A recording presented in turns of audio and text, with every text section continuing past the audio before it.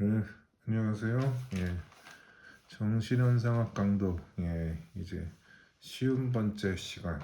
예, 오늘은 이제 골상학에 대한 역시 이전 시간과 마찬가지로 거의 마무리 반박으로 이어지는 구절이면서 의식의 자유를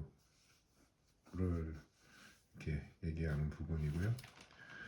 덧붙여서 이렇게 후반부에는 제가 헤겔과 하버마스의 율법 철학에 관한 이 오늘 강독하는 구절과 좀 관련돼서 그런 부분을 한번 얘기해 보도록 하겠습니다. 강독을 진행해 보겠습니다.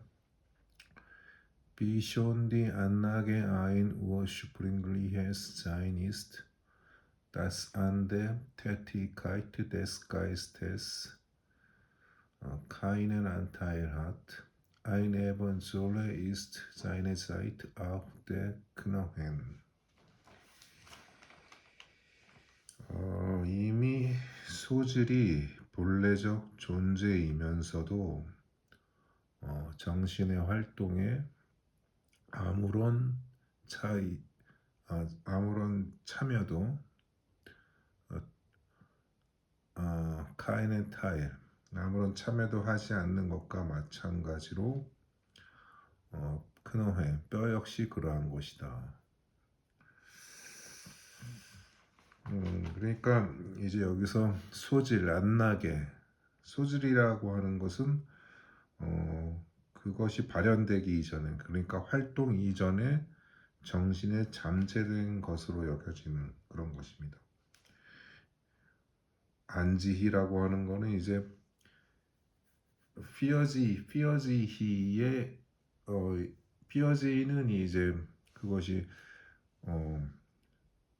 대상화된 것. 그래서 거의 이제 실현 직전에 있는 상태가 뭐 피어지히라고 했는데 안지히는 그 단계까지도 가지 못한 거죠. 그래서 예를 들어 사랑의 소질이 있다고 해도 사랑을 하지 않으면 이런 소질은 사랑의 행위에 전혀 기여하지 않는다는 의미에서 이제 소질이라고 하는 것은 정신의 활동에 아직 아무런 참여도 하지 않고 있는 그런 단계를 말하는 것입니다. Das Seiende ohne die geistige Tätigkeit ist ein Ding für das Bewusstsein und so wenig sein Wesen, dass es vielmehr das Gegenteil desselben und das Bewusstsein sie allein wirklich ist.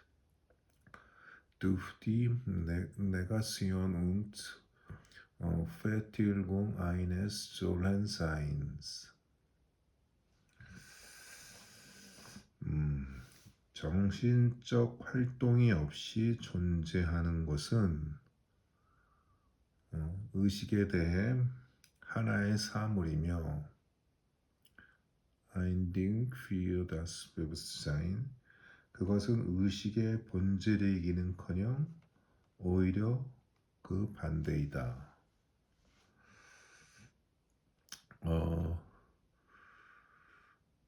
반대인데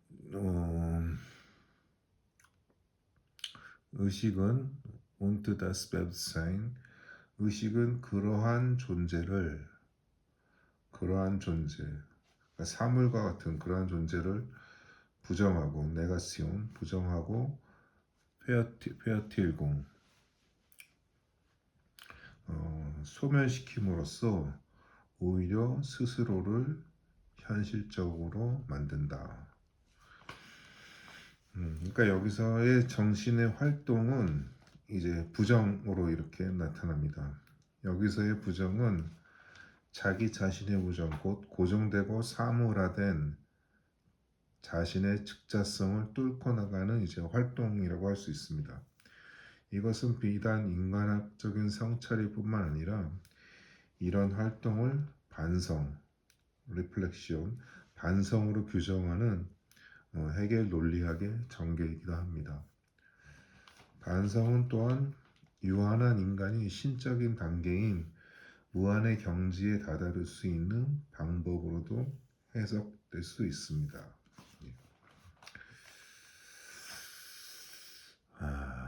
Es ist von dieser Seite für völlige Verleugnung der Vernunft anzusehen, für das wirkliche Dasein des Bewusstseins einen Knochen auszugeben. 이러한 관점에서 보면 의식의 현실적 현존을 wirkliche Dasein des Bewusstseins ein Knochen auszugeben, 하나의 뼈로 제시하는 것. 그러니까 사물, 아주 사물 중에서도 뭐 극단적인 사물이죠. 그러니까 뼈라고 하는 것은 인간의 신체 중에서도 물론 뼈도 그게 완전한 물질이 아니고 거기서도 뼈 자체에서도 어떤 그런 생명 현상이 있는 거죠. 하지만은 다른 신체의 뭐 장기나 이런 거에 비해서는 더 이제 사물에 가까운 게 이제 뼈라고 할 수 있죠. 이렇게 뼈로 제시한 정신의 현존을 하나의 뼈로 제시하는 것은 이성을 전적으로 부정하는 것이다.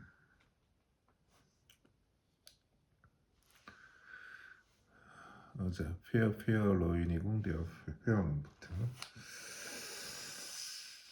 하지만 이성에 대한 이러한 부정적 시각, 곧 사물화된 관점은 이성에 대한 이제 또 하나의 반성적 관찰일 수는 있습니다. 하지만 헤겔은 이런 관점에서 어떤 사람이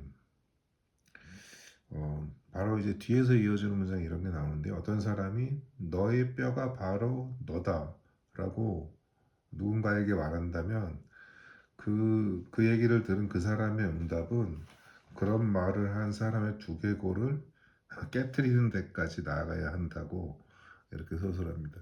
그 전해지는 문장에서는 이제 그거를 그런 말을 한 사람의 뺨을 때린다고 이렇게 표현했는데 이제는 두개골을 깨트린다고 아주 더 과격한 식으로 뒷문장에서 이렇게 서술을 하는데요.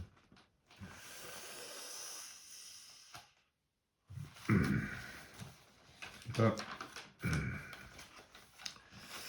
그런 응답으로 그런 말을 한 사람의 두개골을 깨트린다는 거 하는 것은 사유의 즉 자기 의식의 부정성 곧 정신의 활동에 대한 하나의 아주 극단적인 은유적 표현이라고 할 수 있습니다. 즉 정신은 고정된 단단한 사물, 그래서 죽어있는 듯한 고형물이 아님을 그 뼈를 파괴함으로써 두개골을 파괴함으로써 이제 입증한다고 하는 것이 입증한다는 것을 이제 이렇게 과격한 표현을 쓴다는 거죠. 쓰는 거죠. 즉 정신의 반성적 본질은 부정으로서 이것은 고착화되고 절대화된 존재를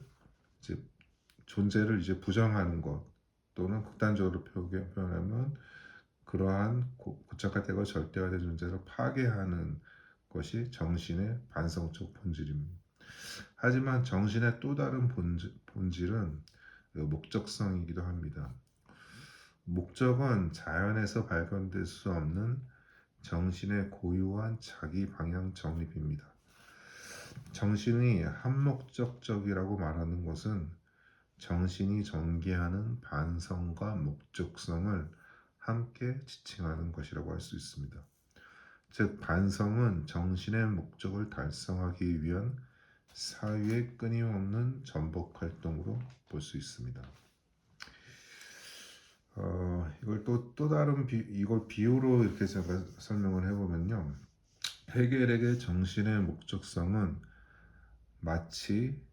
목적성이 마치 큰 강에 해당된다면은 이런 큰 강의 개별자들은 저마다의 행복과 쾌락을 자신의 목적으로 추구하지만 이러한 개별체들의 지류는 모두 더 큰 목적으로 비유할 수 있는 강으로 이제 흘러들어갑니다.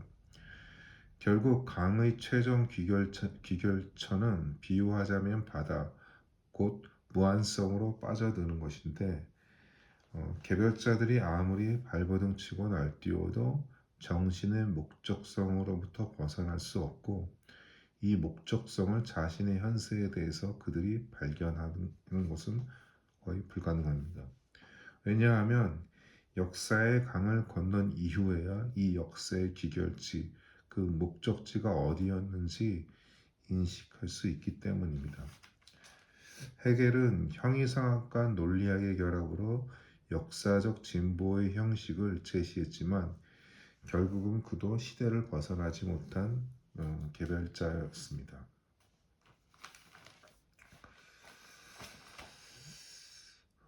동시대적 역사의 방향을 점검하고 가능한 범위 내에서 그 방향성을 예측해 보려는 시도라는 의미에서 이런 헤겔과 같은 거대 서양가의 업적을 평가할 수 있습니다. 이런 의미에서 헤겔은 단지 직업 철학자로만 한정될 수 없는 영향력을 지금까지도 행사하고 있는 거고, 전 방송에서도 언급했지만 이러한 헤겔의 총체적 학문론의 전통을 비판적으로 재구성하고 전고로 삼은 학자로는 이제 마르크스, 베냐민의 아케이드 프로젝트, 그다음에 하버마스를 들 수 있고, 하버마스의 비판 대상이었던 니체와 하이데거, 푸코, 데리다, 루만 등은 반헤겔적인 전통이 있지만 헤겔의 영향력이라는 장력에서 그들의 작업을 검토할 때 그들의 업적도 하버마스만큼 충분히 음미할 가치가 있습니다. 근데 이런 헤겔을 이해하는 워낙에 이제 방대한 그런 연구들도 많이 있지만은 헤겔을 읽는다는 것에 좀 어려움에 관해서 제가 잠깐 이런 헤겔 연구지 책 한 2000년대에 나온 거니까 어떤 박사학위 논문 중에 하이데거가 이제 헤겔에 관해서 이렇게 정신현상학을 분석한 것을 그거를 이제 박사학위 논문으로 쓴 게 있더라고요. 네, 그거 보니까 하이데거는 30년대 초반겨울에 헤겔과의 대결을 염두한 세미나 준비를 위해 정신현상학의 첫 장, 의식장에 대한 분석에 들어갔습니다. 후서를 깊이 읽었던 하이데거는 이제 그 프라이부르크 그 대학 시절에 그 후설의 논리 연구, 후설의 아주 중요 저작이죠. 그것을 무려 2년간 대출해서 그렇게 탐독을 했던 하이데거가 후설만큼 헤겔을 깊이 읽었는지는 이건 확인해봐야 하지만 헤겔과의 대결이 얼마나 어려운 과제였는지 보여주는 사례라고 할 수 있습니다. 헤겔과의 대결을 염두하면서 주로 분석했던 게 이제 의식장에 이렇게 할애된 것을 봤을 때는 그것이 쉽지 않은 과제라는 것을 이렇게 보여주는 그런 사례라고 할 수 있습니다. 하지만 이러한 좀 사실 회계를 비롯해서 고전을 읽는다고 하는 것은 특히 또 외국인 같은 경우에는 언어의 장벽 때문에 상당히 많이 힘든 점이 있지만 이제 시대가 바뀌었죠. 예를 들어 김용옥은 한국에서는 이제 죽은 언어에 가까운 한자로 된 고전 연구를 고전 연구, 그러니까 그 고전의 번역을 위해 AI 활용이 아주 적극적인 입장을 보입니다. 그러니까 속도와 효율성에서 난해한 원전의 분석에 AI는 분명 유용한 도구입니다. 그러니까 언어의 한계를 깨트릴 수 있다는 점에서 데리다는 이제 번역 불가능성 이런 것을 언급하는데 데리다의 그런 번역 불가능성은 그것 자체가 이제 불가능해지는 이런 시대에 이제 도래를 했습니다. 그래서 번역은 이제는 인간을 더 넘어서는 단계로 갈 수밖에 없고 얼마 전에 유튜브에 그 이세돌 구단이 10년 전에 알파고에 이제 4패 1승했죠. 예. 그 이긴 것도 거의 꼼수로 본인 스스로가 꼼수로 이렇게 이긴 거였다고 얘기를 하는데 그 10년 후에 바둑계가 완전히 바뀌었다고 하죠. 이제는 뭐 인간의 기보를 AI가 다 읽은 것은 넘어서 이제 자체적으로 학습, 인간의 기보를 넘어서서 AI 자체적인 학습으로 가서 도저히 이제는 AI의 수를 배워야 되는 그런 단계에 왔고 뭐 최근에는 한국의 이름은 잘 모르겠는데 아무튼 한국의 어떤 신뭐 구단은 아주 젊은 나이에 뭐 세계를 제패했는데 바둑기를 그 바탕이 AI의 수를 분석을 해서 그렇게 그런 기풍으로 이제 바둑에는 인간의 기풍이 아니고 AI 기풍이 이게 대세가 되는 그런 시대로 봤을 때는 이제 번역이라고 하는 거는 인간의 수준을 넘어서는 그런 단계로 넘어가는 거죠.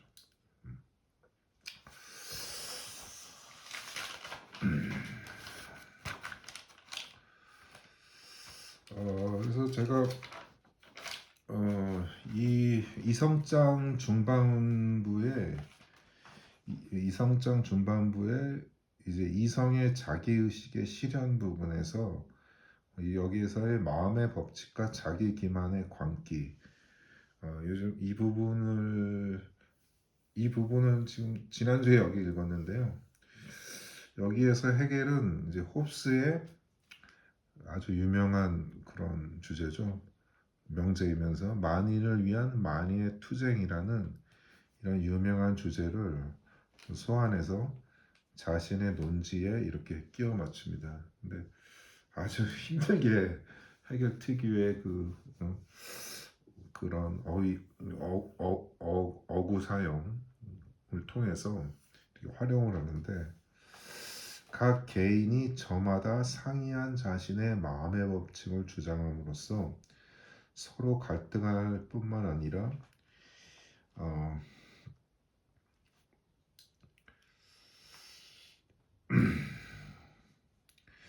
이미 수립되어 작동 중인 법 제도와도 항시 갈등 상황에 있다라고 이 부분에서 해결은 설명합니다.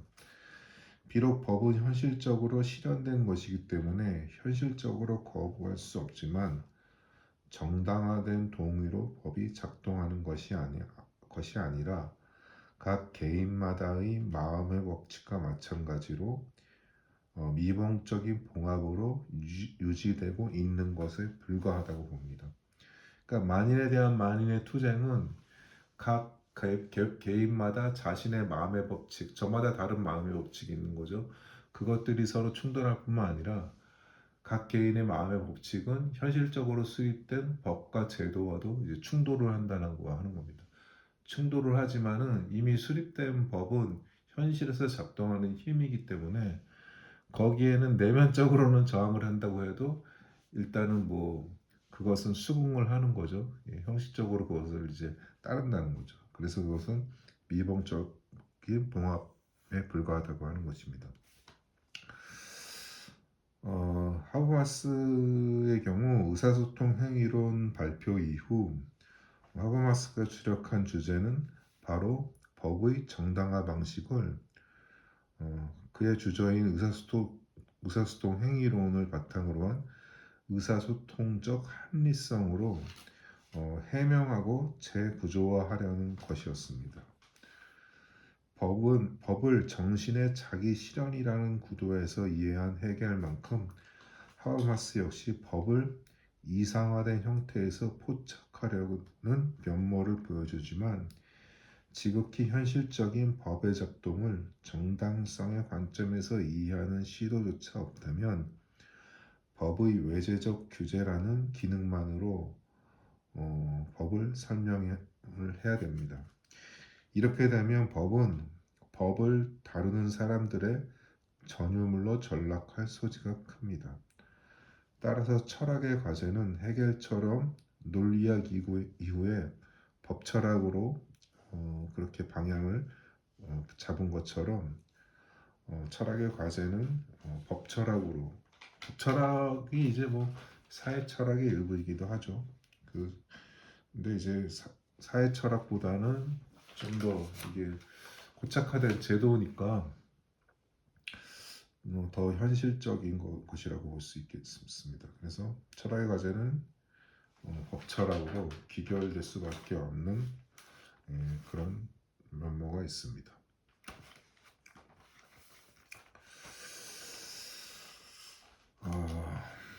그리고 요즘에 제가 계속 이제 나가고 있는 이성의 자기 의식의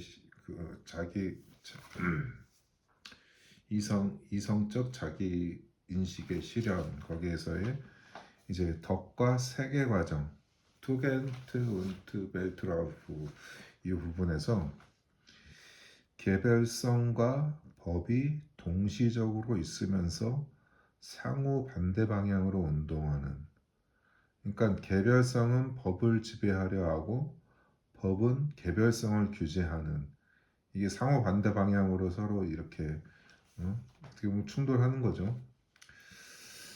개별성과 법이 동시적으로 있으면서 서로 반대 방향으로 운동하는 상태를 이제 덕으로 이렇게 해결은 보는데, 덕은 개별성을 완전히 훈육하려 하지만 행위로서의 법을 완성시키는 개별성을 완전히 파괴할 수는 없다고 봅니다. 그러니까 이제 덕이라고 하는 거는, 덕은 이제 뭐 일단 흔히 뭐 도덕적인 함양 뭐 이런 의미로 볼 수 있겠죠.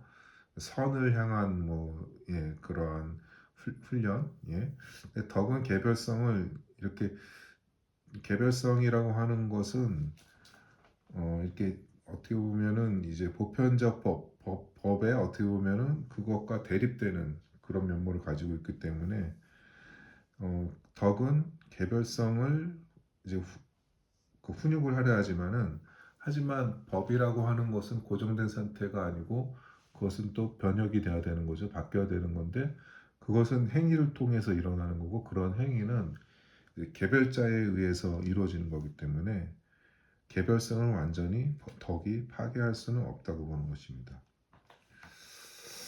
따라서 절대적 질서, 보편적 진리는 개별성에 의해서만 산출되는 것도 아니라 덕의 훈육만으로도 현실화되는 것도 아니라고 봅니다. 해결은 스스로 드러나는 것으로서 오히려 그런 보편적 진리는 그게 좀 해겔의 그 특유의 그런 이제 사고 방식이죠. 정신은 스스로 드러난다. 스스로 드러나는 데 있어서는 개별성이 필요한 거죠. 개별자의 행위가 없이는 드러날 수가 없는 거죠. 그리고 덕이 또 이런 개별성을 훈육하는 것도 이제 필요한 거죠. 필요한데 그것 자체가 결정적으로 정신을 실현하는 것이 아니고 오히려 정신 스스로가 자신을 드러내는 그런 것을 이제 포착을 해야 된다고 하는 건데, 그것은 사실 그게 가능한 일인가? 그것은 결국 해결의 목적성처럼 사후에나 그런 것은 밝혀질 수 있는 것이 아닌가, 이런 생각이 듭니다. 덕의 훈육은 정신의 자기 실현을 위한 이제 매개 단계로 이제 해결은 보고 있습니다. 이게 덕의 훈육은 개별성을 없애는 것으로, 이것은 마치 그런 그 신학적인 파티스트 경건 훈련으로 이렇게 좀 볼 소지도 있습니다.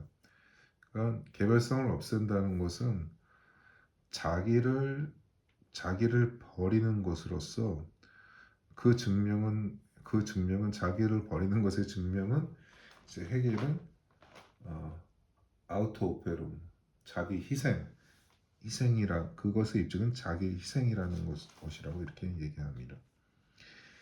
이러한 덕의 자기 훈련의 모델은 그 훈육의 이런 모델은 즉 미셸 푸코의 사무 역사에서 자기 덕과 관련된 자기 배려의 기술 측면에서 푸코가 비틀어서 해석하고 이렇게 전개하는 것으로 이렇게 또 볼 수 있습니다.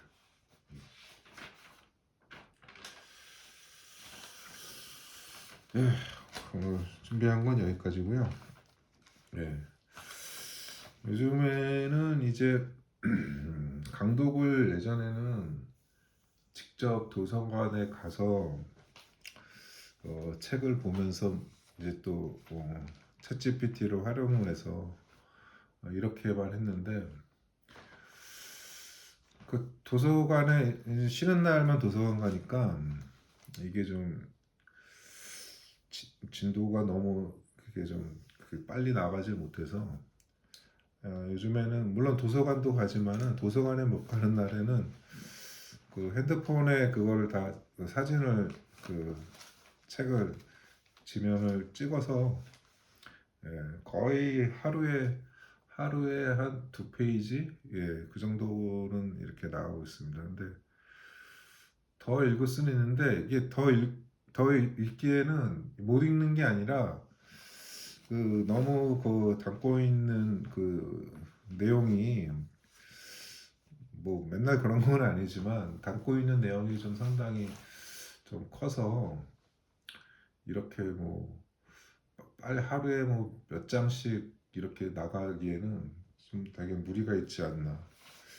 그래서 이런 정신현상학이나 논리학 이런 것을 정말 정밀하게 강독을 해나가는 데는 이제 수년의 세월이 이제 걸리는 것이 마치 이제 뭐 그런 것 같습니다. 뭐 술에 비유한다면은 이게 좀 충분히 이제 숙성을 시켜가면서 이렇게 좀 음미를 해나가는 맛이 또 그냥 막걸리처럼 급히 그렇게 만들어진 술은 그냥 한번 뭐 그렇게 뭐 그냥 잘못 먹다가 뻗어버릴 수 있죠.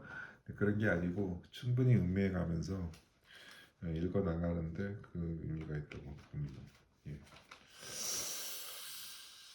예. 요즘에 정말 그 이란 전쟁을 보면서 정말 트럼프의 역할은 정말 무엇인가?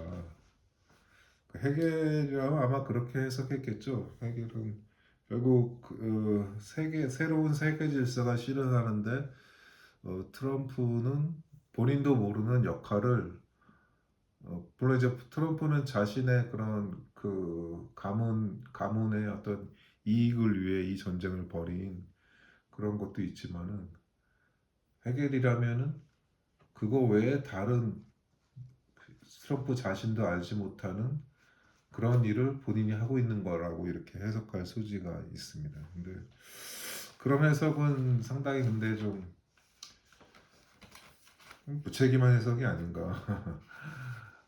뭐 나중에 그렇게 다 밝혀진다면 그거 나중에는 모를 사람이 누가 있겠습니까?